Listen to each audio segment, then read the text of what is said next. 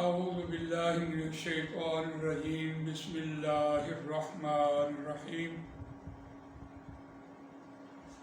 ان الذین آمنوا والذین ہادوا والنصارى والصابئین من آمن باللہ والیوم الآخر وعمل صالحا فلہم اجرہم عند ربہم ولا خوف علیہم ولا هم يحزنون صدق اللہ العظیم رب اشرح لی صدری ویسر لی امری واحلل عقدۃ من لسانی یفقہوا قولی اللہم ارنا الحق حقا وارزقنا اتباعہ وارنا الباطل باطلا وارزقنا اجتنابہ آمین یا رب العالمین۔ دوستو اور بزرگوں، یہاں سے 8واں رکوع شروع ہو رہا ہے پہلے پارے کا،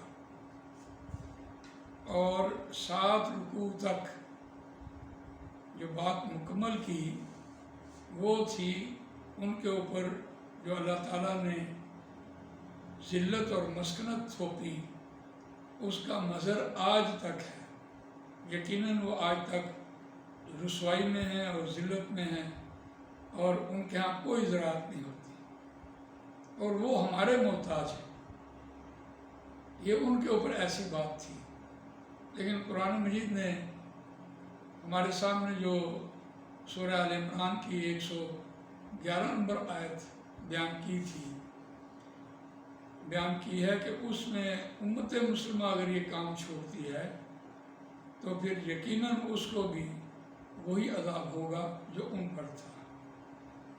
قرآن مجید کا اسلوب بہت دلچسپ ہے، اور یہ آیت نمبر 62 جو ہے سورہ بقرہ کی، یہاں سے روح سخن بدل گیا ہے، اہل ایمان کی طرف آ گیا۔ اور اس آیت کو دیکھتے ہیں، ان الذین آمنوا والذین ہادوا والنصارى والصابئین من آمن باللہ والیوم الآخر وعمل صالحا فلہم اجرہم عند ربہم ولا خوف علیہم ولا هم یحزنون۔ بے شک وہ لوگ جو ایمان لائے، اور وہ لوگ جو یہودی ہوئے اور عیسائی ہوئے اور صابی ہوئے، من آمن باللہ والیوم الآخر، جو کوئی ایمان لایا اللہ پر اور آخرت کے دن پر، وعمل صالحا، اور اسے نیک اعمال کیے، فلہم ولا خوف علیہم ولا هم یحزنون، فلہم اجرہم عند ربہم، بس واسطے ان کا بدلہ ان کے رب کے پاس ہے، ولا خوف علیہم ولا هم یحزنون، اور نہ انہیں کوئی خوف ہوگا اور نہ وہ غمگین ہوں گے۔ یہ جو آیت ہم پڑھی ہے ہم نے، اس میں ایک بشارت آئی ہے، اور یہ قرآن مجید میں دوسرا مقام ہے جو بشارت آئی ہے۔ ہم پہلے مقام پہ اسی بشارت کو پڑھ کے آئے تھے، فَإِمَّا يَأْتِيَنَّكُم مِّنِّي هُدًى فَمَن تَبِعَ هُدَايَ فَلَا خَوْفٌ عَلَيْهِمْ وَلَا هُمْ يَحْزَنُونَ، اور یہ چوتھے رکوع میں آخری آیت تھی،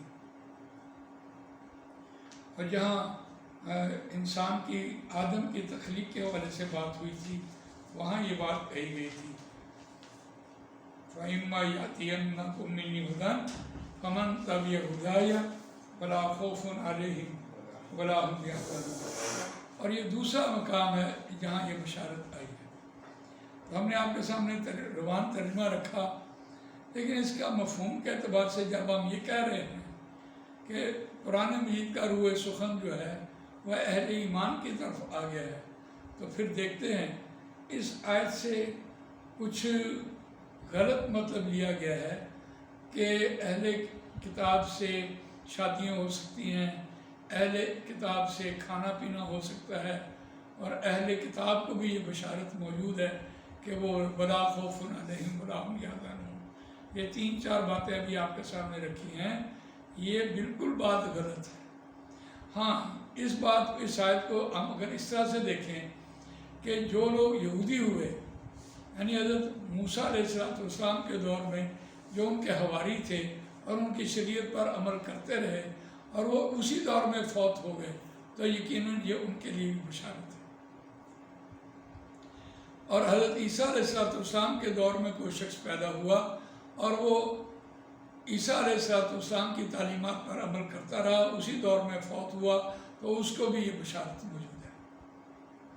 ہاں، کوئی شخص یہودی پیدا ہوا اور عیسیٰ علیہ السلام کے دور میں اس کی زندگی اتنی ہوئی کہ عیسیٰ علیہ السلام کے دور تک وہ زندہ رہا اور اس نے عیسائیت قبول کی، اس کے لیے بھی بشارت موجود ہے۔ ہاں، کوئی شخص عیسیٰ علیہ السلام کے دور میں پیدا ہوا اور رسول اللہ صلی اللہ علیہ وسلم کا اس نے دور دیکھ لیا اور رسول اللہ صلی اللہ علیہ وسلم پر وہ ایمان لے آیا، تو اس کے لیے بھی یہ بشارت موجود ہے۔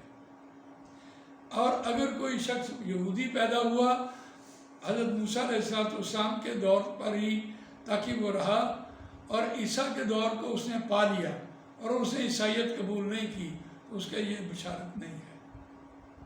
عیسیٰ علیہ السلام کے دور میں کوئی شخص پیدا ہوا اور رسول اللہ صلی اللہ علیہ وسلم کے دور تک آیا اور اس نے رسول اللہ صلی اللہ علیہ وسلم پر ایمان نہیں لایا وہ شخص، تو اس کے لیے یہ بشارت موجود نہیں ہے۔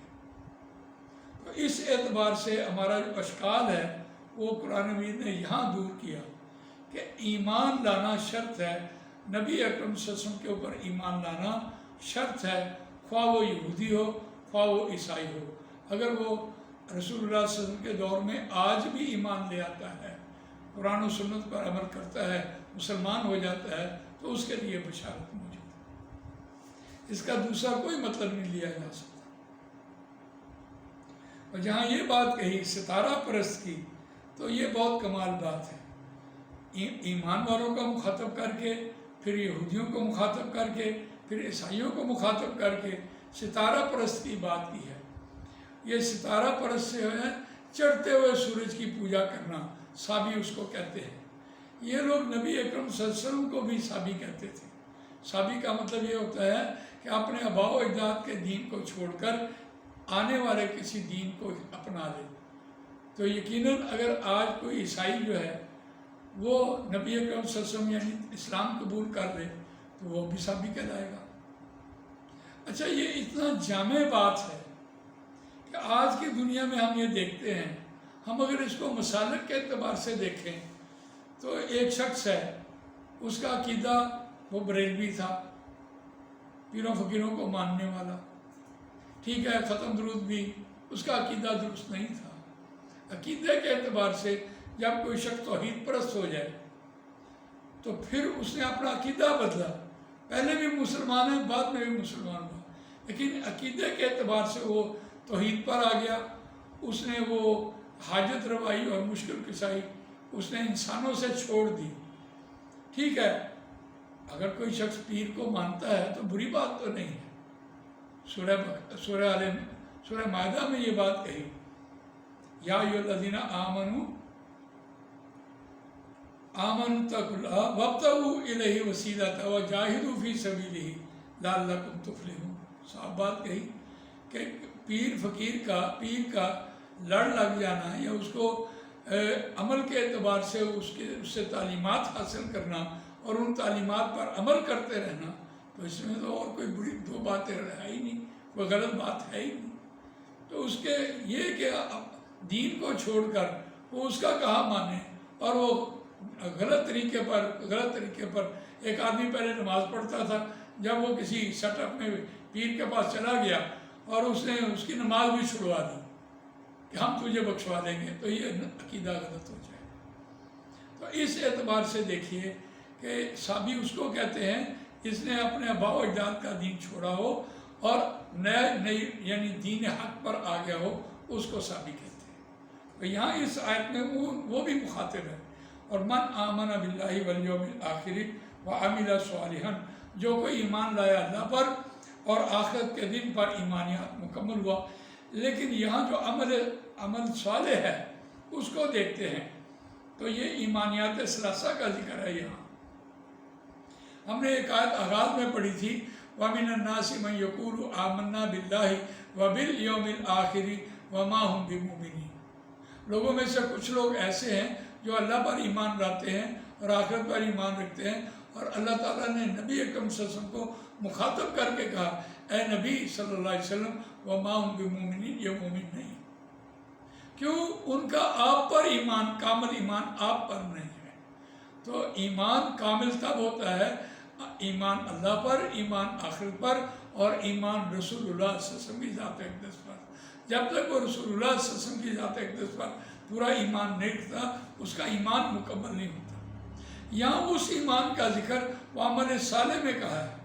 عمل صالح سے مراد ہے قرآن و سنت۔ اگر اس کا عمل جو ہے، دیکھیے دنیا میں جو بھی انسان کام کر رہا ہے وہ کام تو کر رہا ہے۔ مثال کے طور پر اس نے پانی پیا، پیٹ تو اس کا بھرا ہے۔ اگر اس نے سنت کے مطابق عمل کیا ہے تو وہ عمل صالح کہلائے گا، اور اگر اس نے خلاف سنت عمل کیا ہے، یعنی کھڑے ہو کر پانی پیا ہے، بائیں ہاتھ سے پانی پیا ہے، تو چلو پیٹ تو اس کا بھرا ہے لیکن وہ عمل نہیں کہلائے گا، وہ کام کہلائے گا۔ تو اس فرق کو سمجھیے۔ یہاں جو عمل صالح کی بات کی ہے وہ سنت کی بات کی ہے۔ جو کوئی ایمان لایا اللہ پر اور آخرت کے دن پر، اور اس نے نیک اعمال کیے، قرآن و سنت کو مقدم رکھا، فَلَهُمْ أَجْرُهُمْ عِنْدَ رَبِّهِمْ، پس ان کا بدلہ ان کے رب کے پاس ہے۔ وَلَا خَوْفٌ عَلَيْهِمْ وَلَا هُمْ يَحْزَنُونَ، پس نہ انہیں کوئی خوف ہوگا نہ وہ غمگین ہوں گے۔ دیکھیے یہاں جو بات کہی جا رہی ہے، خوف سے مراد مستقبل کی بات ہوتی ہے اور غم سے مراد ماضی کی بات ہوتی ہے۔ یہاں یہ بشارت جو ہے وہ ہم نے وہاں بھی پڑھا تھا، فَإِمَّا يَأْتِيَنَّكُم مِّنِّي هُدًى فَمَن تَبِعَ هُدَايَ فَلَا خَوْفٌ عَلَيْهِمْ وَلَا هُمْ يَحْزَنُونَ سے مراد یہ نہیں ہے کہ مرنے کے بعد کی بشارت ہے، یہ مرنے سے پہلے کی بشارت ہے، اور بعد میں فرشتہ آئے گا اور اس کو یہ بشارت دے گا کہ اب تم مستقبل کا فکر نہ کرو، تمہیں کوئی خوف نہیں ہونا چاہیے، اور ماضی میں تم نے جیسی زندگی گزاری ہے اس کی بھی بشارت دے دی ہے۔ تو یہ دوسری جگہ پر دوسرا مقام ہے جہاں یہ بشارت آئی ہے۔ اللہ تعالیٰ مجھے آپ کو قرآن مجید پڑھنے، سمجھنے، اس پر عمل کرنے، اس کو دوسروں تک پہنچانے کی توفیق عطا فرمائے۔